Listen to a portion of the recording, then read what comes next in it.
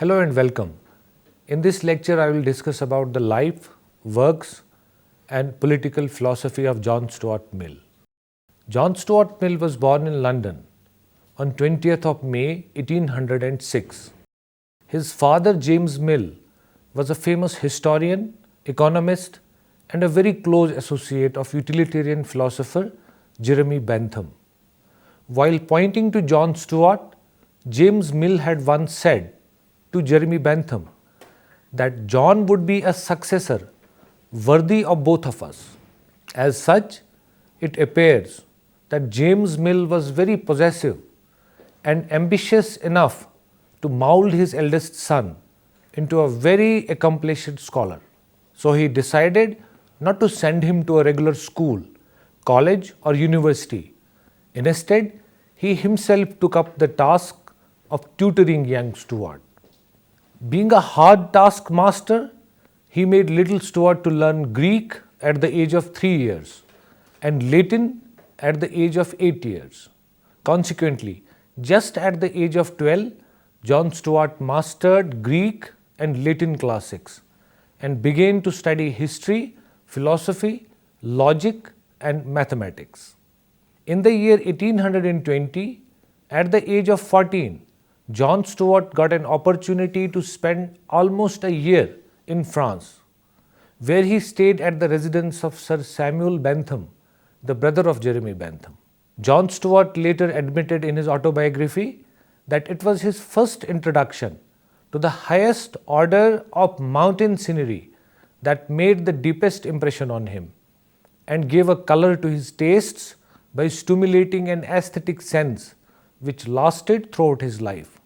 It was also during his stay in France that he acquired a familiar knowledge of the French language and attended the winter courses of lectures on chemistry, zoology, metaphysics and philosophy of science. After a brief sojourn in France, John Stuart returned to England and focused his attention to study the works of John Locke, Jeremy Bentham and John Austin. He also studied Adam Smith and David Ricardo and mastered the basics of economic theory, all of which was part of his father's plan to make John Stuart Mill a young proponent of the views of philosophical radicals.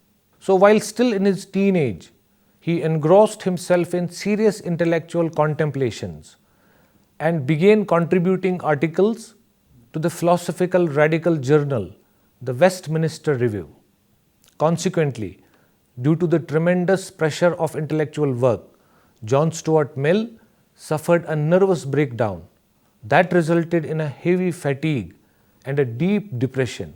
However, Mill was successful in pulling himself out of the mess only by indulging in aesthetics like reading poetry of Wordsworth and Coleridge. In the year 1823, he was employed by the British East India Company in its correspondence department, where he worked for 35 years till its liquidation in 1858. It was during these years that John Stuart Mill met Mrs. Harriet Taylor, who became a good friend and a collaborator to most of his philosophical works. They remained good friends for more than 20 years, despite the fact that Mrs. Taylor was married to John Taylor. It was after the death of her husband John Taylor that she married John Stuart in 1851 and they started living together most happily. But unfortunately, she died soon after 5 years in 1858, leaving John Stuart once again in loneliness. In the later years of his life, from 1865 to 1868, he became a member of the British Parliament and was instrumental in the passage of the famous legislations granting suffrage to women. John Stuart Mill died in 1873 in seclusion in his villa near Avignon in France. Many great persons and events exercised their influence that shaped the entire life and philosophy of John Stuart Mill. The greatest influence on John Stuart Mill was that of his father James Mill, who acted both as his teacher and a companion. Under the tutelage of his father, John Stuart, at a very young age, learned Greek and Latin, which helped him to understand the works of Plato and Aristotle, Herodotus and Xenophon better than anybody else of his age. John Stuart Mill, in his autobiography, acknowledges the profound benefit that he derived while proofreading the history of British India, written by his father over a period of 11 years and published in the beginning of 1818. The number of new ideas which he received from this remarkable book were eminently useful to his subsequent progress and the course of making up his own opinions. In addition to his father, it was Jeremy Bentham, the utilitarian philosopher, who supervised his education. In his early days, he was very considerably influenced by Bentham's utilitarian philosophy and its reforming program. By his late teens, Mill spent many hours editing Jeremy Bentham's manuscripts. In the Bentham's Principle of Utility, Mill found a creed, a doctrine, and a philosophy, the inculcation and diffusion of which became the outward purpose of his life. It has been said that in almost all his works, but most particularly in those pertaining to ethics and politics, his general position was a highly abstract statement of the older utilitarian theory. But having stated the principle, he proceeded to make concessions and restatements until in the end the original theory was explained away without any new principle being put in its place. Mill acknowledges that both of his main works, that is on liberty and the subjection of women, were a joint endeavour with Mrs. Harriet Taylor. Mill describes her as the honour and chief blessing of his existence and a source of a great part of all that he has attempted to do for human improvement. Mill, in his autobiography, writes, "What I owe even intellectually to her is in its detail almost infinite, for I have acquired more from her association than from all other sources taken together." Thus, it was a chain of unprecedented and tumultuous events that shaped the life, works, and philosophy of John Stuart Mill. Mill was a prolific writer. He wrote many works in several disciplines. He started writing a system of logic in 1820s and completed it in 1843 when it was published. In it, he tries to elucidate a coherent philosophy of politics. It combines the British empiricist tradition of John Locke and David Hume of associational psychology with the conception of social sciences based on the paradigm of Newtonian physics. This leads to what may be called Mill's scientific method that evolves out of spontaneous inductions about the world that we make as embodied creatures. In 1848, Mill published Principles of Political Economy, which soon became the most important text of his time. The book examines the conditions of production, namely labor and nature. Following Ricardo and Malthus, he emphasizes the possibility of change and social improvement and examines economic growth and environmental protection needs. On Liberty, published in 1859, caused the greatest controversy of John Stuart Mill's career and has since become a classic of liberal thought. Written and developed in close collaboration with his wife Harriet Taylor, Mill examines the nature of power and argues for an absolute freedom of thought and speech. For Mill, it is only through such freedom that human progress can be attained and preserved. In his another famous work, The Considerations on Representative Government, published in 1861, he provides an outline of his ideal government based on proportional representation, protection of minorities, and institutions of self-government. In his famous pamphlet Utilitarianism, published in 1863, while he endorses Bentham's principle of the greatest happiness to the greatest number, yet he makes a significant departure from it so that it would become consistent with his own ideas of liberty and democracy. Mill's utilitarianism differs from Bentham's by being a qualitative hedonism. Co-authored with his wife Mrs. Harriet Taylor, The Subjection of Women, published in 1869, was quite radical, for it argued in favor of equality of the sexes, employing utilitarian arguments. What Mill found paradoxical was that in the modern age, when the principles of liberty and equality were being espoused, these very rights were being denied to women. Mill was convinced that the inequality of women would impede human progress in general. Also among his best works falls his autobiography, which was published posthumously in 1873. He begins it by talking about his early education and acknowledges the pedagogical influence of his father. Now, after knowing all about his early life, influences, and his major works, let us focus our attention towards his political philosophy. John Stuart Mill was the most influential political philosopher of the 19th century.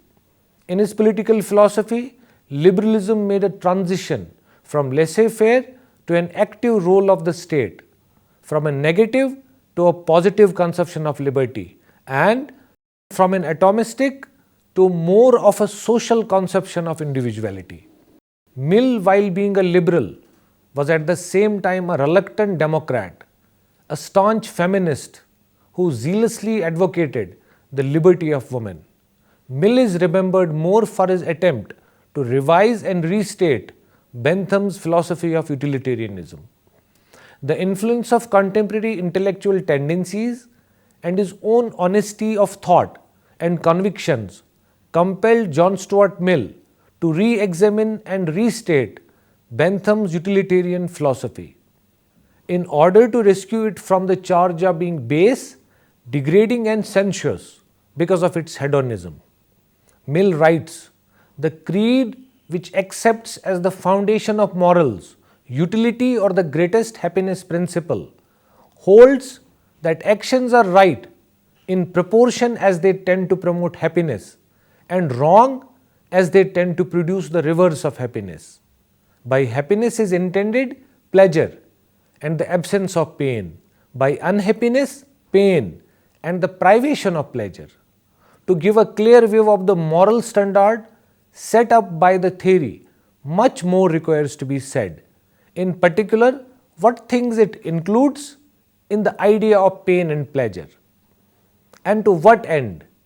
So, while accepting the principle of utility, Mill found that the Bentham's identification of pleasure with happiness represented a very narrow and rigid view, which did not recognize that pleasure could also be derived from creative though laborious work.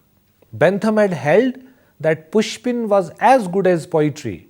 He had assessed pleasure quantitatively, irrespective of its source.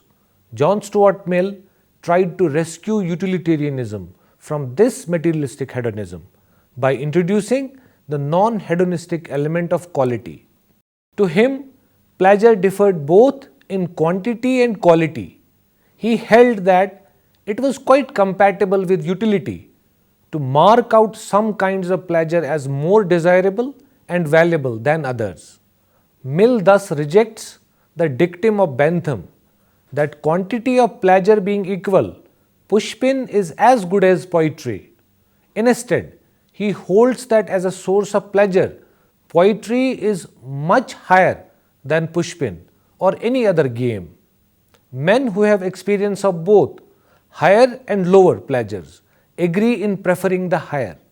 He concludes that it is better to be a human being dissatisfied than a pig satisfied. Better to be Socrates dissatisfied than a fool satisfied.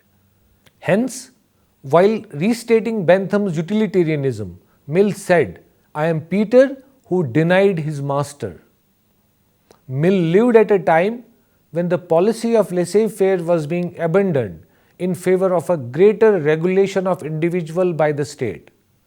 The reforming activities of Bentham and his utilitarian followers resulted in extending the control of government over an increasing number of activities of the citizens.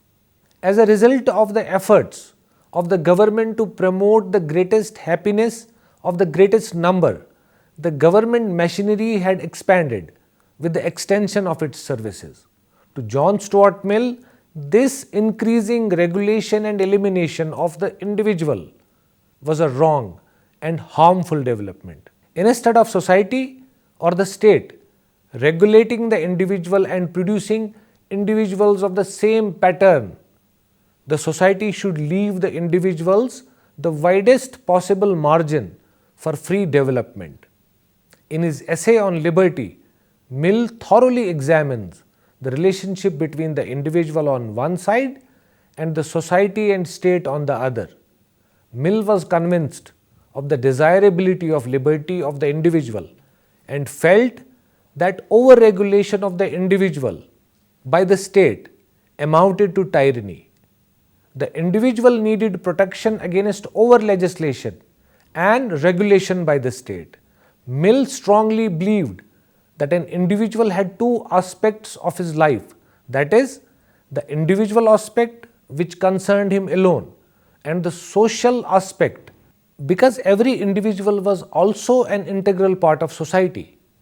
The actions of the individual may similarly be divided into two categories: self-regarding and other-regarding.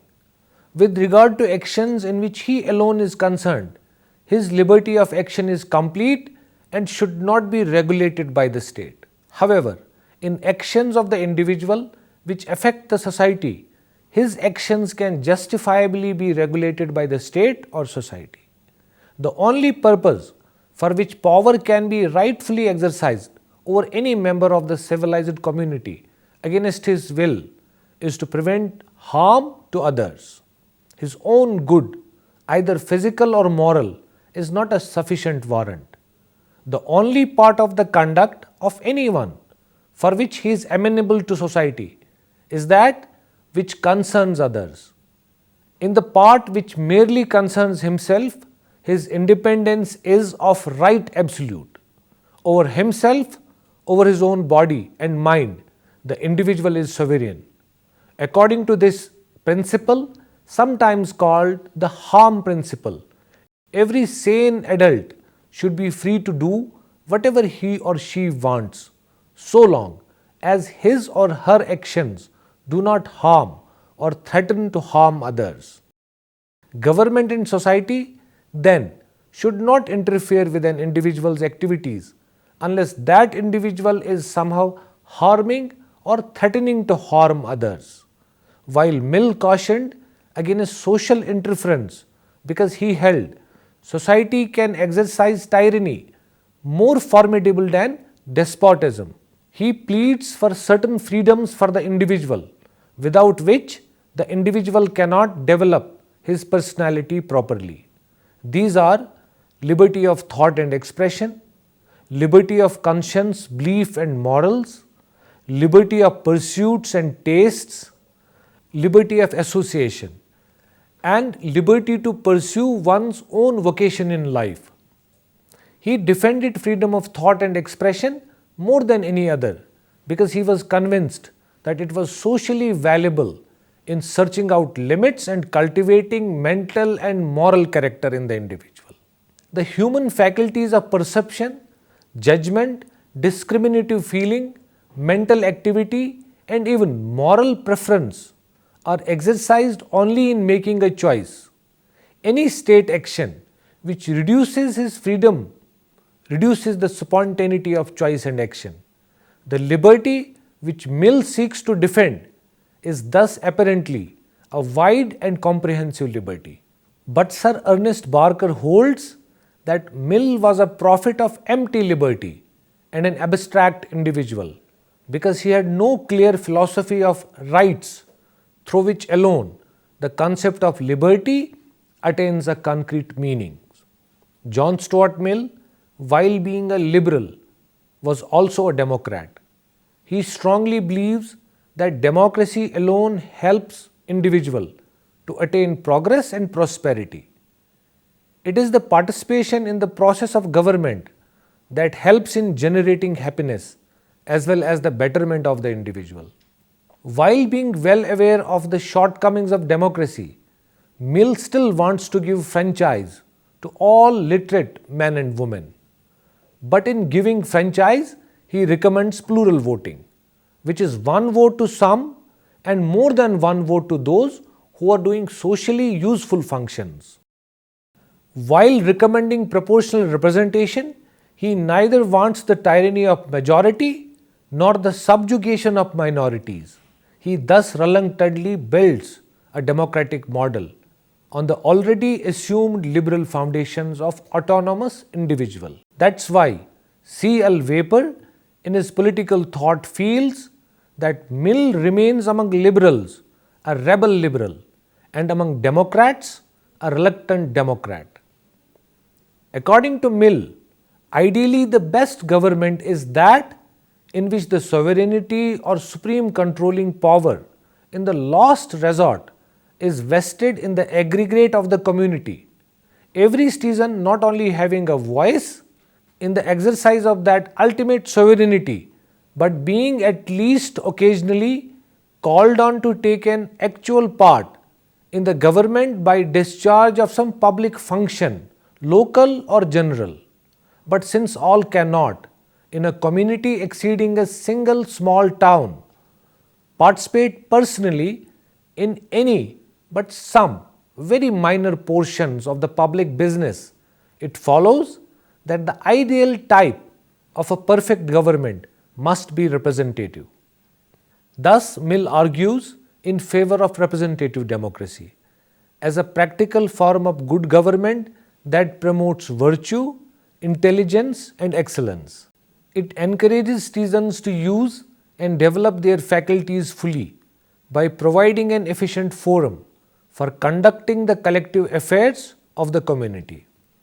Though a radical, Mill was apprehensive to the dangers and weaknesses of representative democracy with regard to its principle of majority rule over minority.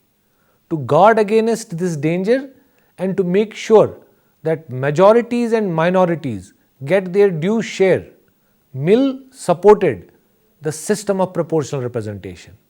Moreover, he wanted to replace the sacred ballot with open voting, that is, everyone must know how one has voted. Mill also advocated that legislators should be educated and enlightened so as to rise above selfish considerations. Consequently, he suggested weighted suffrage, whereby while everyone would be having at least one vote, some individuals would have more than one vote as a result of their academic or vocational competence. Thus, barring those who were illiterate and did not pay any taxes, everyone, more or less, should be allowed to vote. It categorically follows that every individual must be allowed a say in controlling the government and thus protect his or her interests. It was on this basis that Mill demanded that women be given the right to vote and equality of status. It has been very aptly remarked that in the life and works of John Stuart Mill, there is a strikingly obvious confluence of liberalism and feminism. Mill's liberal brand of feminism was founded on the belief that all individuals should be equally free to work out their own destiny under their own moral responsibility. For Mill, the sex or skin color of an individual was irrelevant. A good liberal was de facto an anti-racist and a supporter of women's rights. In the opening paragraph of his polemic, The Subjection of Women, published in 1869, John Stuart Mill declared that his argument was simply that the principle which regulates the existing social relations between the two sexes, the legal subordination of one sex to the other is wrong in itself and now one of the chief hindrances to human improvement, and that it ought to be replaced by a principle of perfect equality, admitting no power or privilege on the one side nor disability on the other. Women's issue could not be represented by their menfolk. Women had to be granted the vote so that they could protect their own welfare. Their interests could not, as the anti-reformers insisted, be seen as safe in the hands of their fathers, husbands and brothers. Mill's support for women did not end with the franchise or the ballot. He wanted women and men to be treated completely equal in all matters of education, employment, property, law and sexual relations. Mill's consistent feminist views were well in advance of his time, as he explained how society would benefit in many different ways if women are granted equal rights. The subordination of women, he argues, is not only wrong in itself, but one of the chief hindrances to human improvement. By denying women the same opportunities as men, he says society not only impedes the development of roughly half the population, but denies itself the benefit of their talents. Mill recognizes that women have greater strengths and capabilities than most men acknowledge. Mill argues that the progress of society requires that all people, men and women, not be imprisoned in the fixed social position in which they are born, but instead be given opportunities to develop their talents and to pursue their desires as long as they pose no threat to the rights of others. Today, the idea that men and women are equal sounds like common sense, but at that time it was totally unacceptable to most of the people as a ridiculous idea. Without his pioneering work, the subjection of women and the forceful debates in the British Parliament, the feminist movement may have had a much slower and turbulent beginning. In the ultimate analysis, Mill's case for women's equality reflects his utilitarian roots, and history confirms that Mill's confidence in the outcome was far-sighted. Thus, in arguing for women to enjoy the same freedom as men, John Stuart Mill linked the idea of freedom to other ideas important to him, that is, the idea of equality, democracy and utility. That's all for now. Thank you very much.